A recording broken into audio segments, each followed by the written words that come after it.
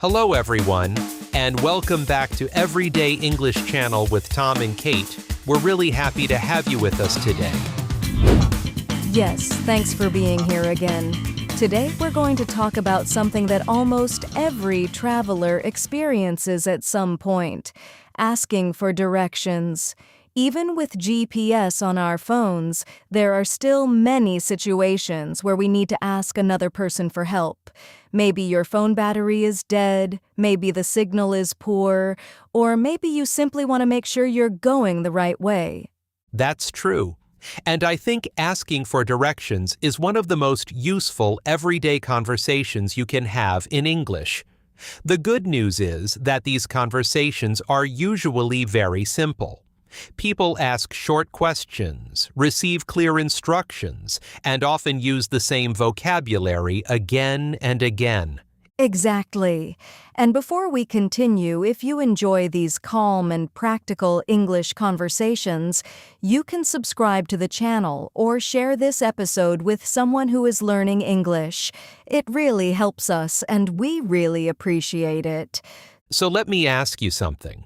When you visit a new city, do you usually ask people for directions, or do you rely completely on your phone?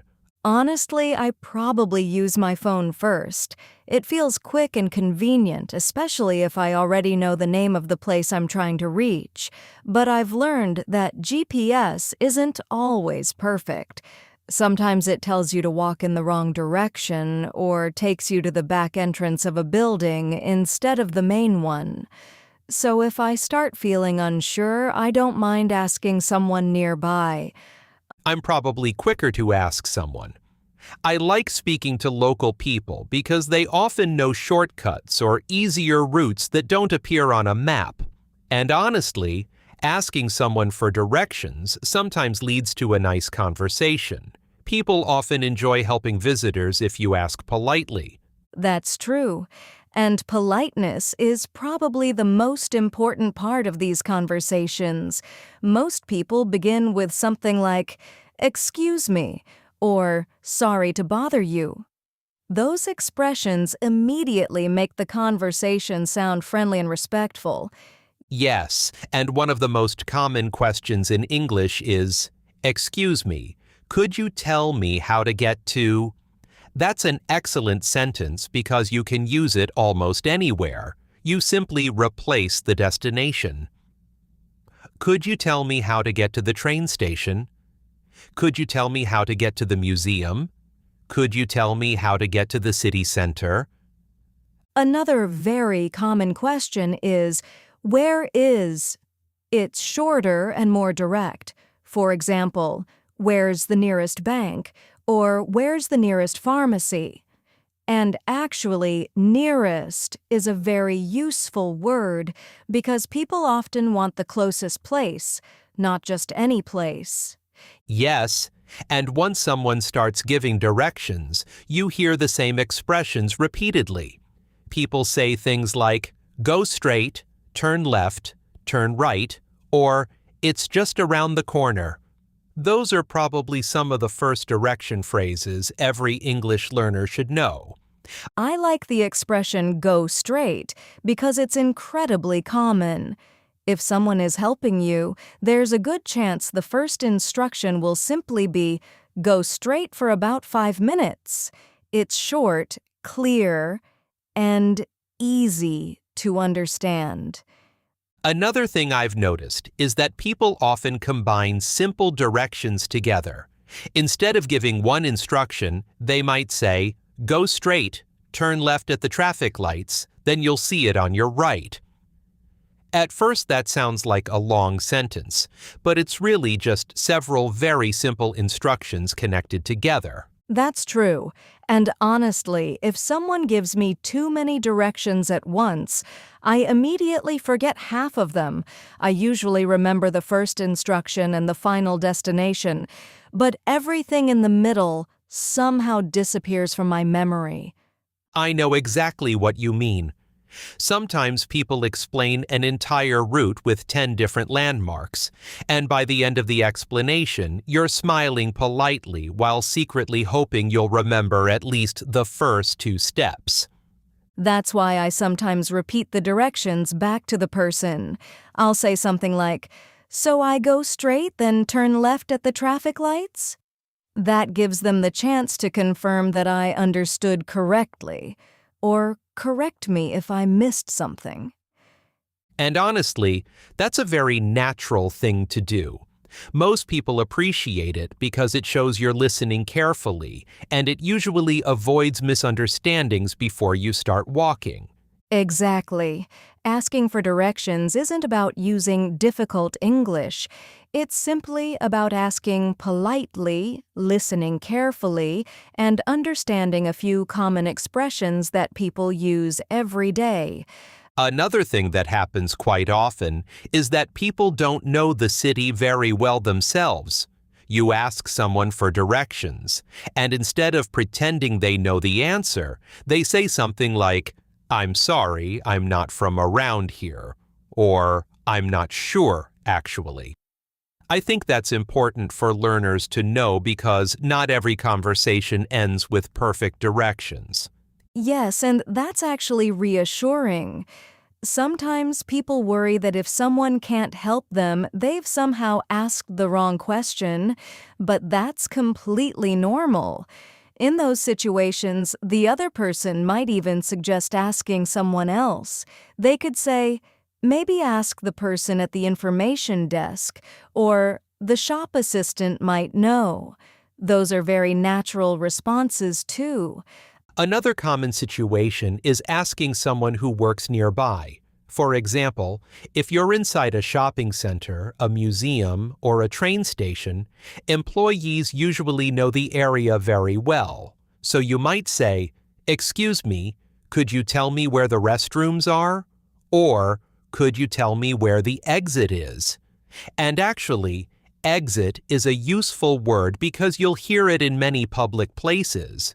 Yes, and people working there usually give very calm, step-by-step instructions. They might say, "Go to the end of this corridor, then turn right," or "Take the lift to the second floor." I think those conversations are often easier because employees are used to answering the same questions every day. Another thing you'll hear a lot is people using landmarks instead of street names. Personally, I find that much easier. Someone might say, "It's next to the bank," or "It's opposite the post office," or "It's behind the supermarket." Those directions are usually easier to remember because you're looking for something visible instead of trying to remember the name of a street. I agree, and actually, words like next to, opposite, behind, in front of, and between are incredibly useful. They're not only helpful for asking directions, you'll use them in everyday English conversations all the time. For example, "The cafe is between the pharmacy and the bakery," immediately gives you a very clear picture. Another expression people hear constantly is, "You can't miss it." I always smile when someone says that because it sounds very reassuring. It simply means the place is very easy to find. Maybe it's a large building, a famous monument, or something that stands out clearly. Yes, although I'll admit something. Even after someone tells me, "You can't miss it," I've occasionally managed to miss it anyway. Sometimes I'm so focused on remembering the directions that I forget to actually look around. And I think many travelers have experienced exactly the same thing. That's very true. Another thing people often ask is how far away something is. You might hear questions like, "Is it far from here?" or "How long does it take to walk there?" Those are excellent questions because they help you decide whether you should walk, take a bus, or perhaps get a taxi instead. Yes, and the answers are usually very simple. Someone might say, "It's only 5 minutes away," or "It's about a 15-minute walk." Sometimes they even answer, "It's just around the corner," which usually means you're already very close. Another interesting thing is that people often combine directions with recommendations. For example, if you ask where a restaurant is, the person might say, "It's 2 streets from here and the food is really good." Or if you're looking for a park, they might add, "It's beautiful this time of year." I like those little comments because they make the conversation feel more personal. I agree. Asking for directions sometimes becomes more than just finding a place. It can become a genuine conversation with someone who wants to make your visit a little easier or more enjoyable. And honestly, those small interactions are often some of the nicest memories people take home after traveling. Exactly. And that's another reason why learning these simple expressions is so valuable. They don't just help you reach your destination, they also help you connect naturally with people along the way. Another situation that happens quite often is realizing you're lost. I think almost everybody has experienced that feeling. You leave the train station feeling confident, walk for 10 minutes, and then suddenly nothing around you looks familiar anymore. At that moment, people usually stop, look around, check their phone, and eventually decide it's probably time to ask someone for help. Yes, and I think that's actually the best decision. Many people keep walking because they hope they'll recognize something, but sometimes that only takes them farther away from where they wanted to go. And honestly, there's nothing embarrassing about asking for directions. Most people have been in exactly the same situation themselves. That's true. And another useful expression is, "I think I'm lost." It's simple, honest, and immediately explains why you're asking for help. You might say, "Excuse me, I think I'm lost. Could you help me find the train station?" That sounds very natural and polite. Yes, and if you already have a map on your phone, another common question is, "Am I going the right way?" I really like that expression because sometimes you don't need full directions. You just want someone to confirm that you're heading in the correct direction. The answer is often very reassuring. Someone might simply say, "Yes, just keep going," or "You're almost there." Another thing people often do is show their phone while asking for directions. Instead of only saying the name of the place, they might show the address or the map and ask, "Could you tell me how to get here?" Personally, I think that's a great idea because it avoids confusion, especially if the place has a difficult name to pronounce. I agree. And people usually react very positively when they can actually see the destination. Sometimes they even point directly at the map and say, "You're here," before explaining the route. And actually, "You're here" is another expression you'll hear quite often when someone is helping you read a map. Another interesting situation is when the person giving directions starts using their hands while speaking. I think that's almost universal.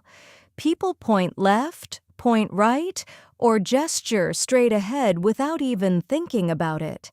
Sometimes, their hands explain the route just as much as their words. That's so true. I've even caught myself following someone's hand instead of listening to what they were saying. If they point confidently in one direction, my brain immediately thinks, "That must be the right way."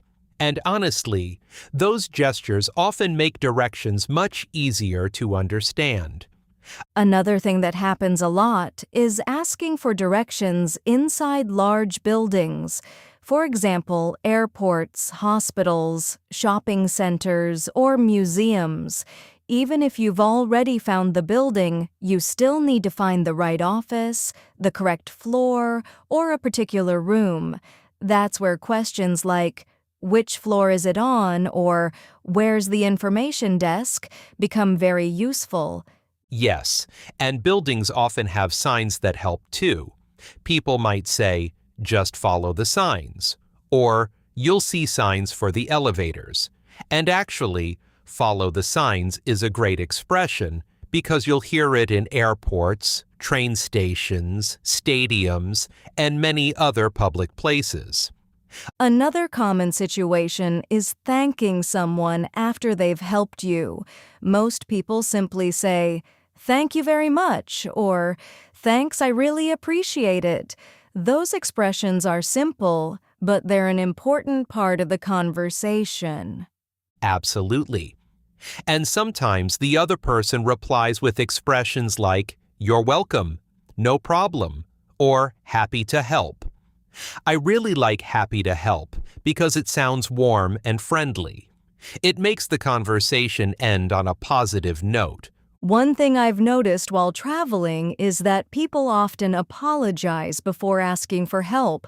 They'll say, "Sorry to bother you," even when they're asking a very small question. I think that's a nice expression to remember because it immediately sounds polite and respectful. Yes, and most people respond very kindly. Helping someone find their way only takes a minute or two, and many people genuinely enjoy being helpful. That's why these conversations often feel relaxed and friendly, even when you've never met the person before. Exactly. And once you become comfortable asking for directions, you'll probably realize that these conversations are among the easiest and most rewarding everyday conversations you can have in English. When you look at all these situations together, asking for directions is really one of the most practical conversations you can have in English. You ask a simple question, listen carefully, maybe ask one or two follow-up questions, and then continue on your way. The vocabulary is repetitive. The sentence structures are simple, and the same expressions appear again and again. Personally, I think it's one of the easiest ways to build confidence when speaking English, because the conversations are short and have a very clear purpose. I completely agree. And I think something else helps too. When you ask someone for directions, the other person already understands why you're speaking. They know you're looking for help, so they usually try to explain things as clearly as possible. They're not expecting perfect English. They simply want to help you find your destination. That's a really good point. People sometimes worry about making small grammar mistakes, but in these situations, communication is much more important than perfection. If you politely ask, "Excuse me, could you tell me how to get to the museum?" almost everyone will immediately understand what you need. Yes, and even if you don't understand the answer the first time, that's completely normal. Directions can sometimes be difficult because you're listening while trying to imagine the route at the same time. That's why it's perfectly natural to say, "Sorry, could you repeat that, please?" Or "Could you speak a little more slowly?" Those are very useful expressions because they help keep the conversation comfortable instead of pretending you understood everything. Another thing I really like is that people often simplify their English automatically when they realize you're learning the language. Instead of giving very detailed explanations, they'll often say, "Go straight," "Turn left," or "It's next to the bank." Without thinking about it, they usually choose the simplest way to explain the route. I've noticed that too. And sometimes they don't only speak, they'll point in the right direction, smile, or even walk a few steps with you to make sure you understand. Those little gestures make a big difference, especially when you're visiting a new city for the first time. Another situation people experience quite often is giving directions instead of asking for them. Even if you're traveling yourself, someone else might stop and ask you for help. At first, that can feel surprising, especially if you're not completely familiar with the area. Yes, I've had that happen before. Sometimes I know enough to help, and sometimes I simply have to answer honestly by saying, "I'm sorry, I'm visiting too." And I think that's important to remember. You don't have to invent an answer if you don't know. Being honest is always better than accidentally sending someone in the wrong direction. Absolutely. And if you do know the answer, you don't need complicated English either. Simple instructions like go straight for 2 blocks, turn right at the traffic lights, or it's opposite the station are usually more than enough. Another thing I find interesting is that learning direction vocabulary helps with many other conversations too. Words like left, right, next to, between, behind, and across from appear in everyday English all the time. You use them when describing your home, your office, your neighborhood, or even where objects are inside a room. That's true. So by learning how to ask for directions, you're also improving your general English at the same time. The vocabulary doesn't stay inside one situation. It becomes useful in many different conversations. And I think that's one of the reasons this topic is so valuable. Almost everyone travels, visits new places, or needs help finding something from time to time. Whether you're looking for a cafe, a hotel, a museum, a train station, or simply the nearest pharmacy, these same expressions will help you communicate clearly and confidently. Exactly.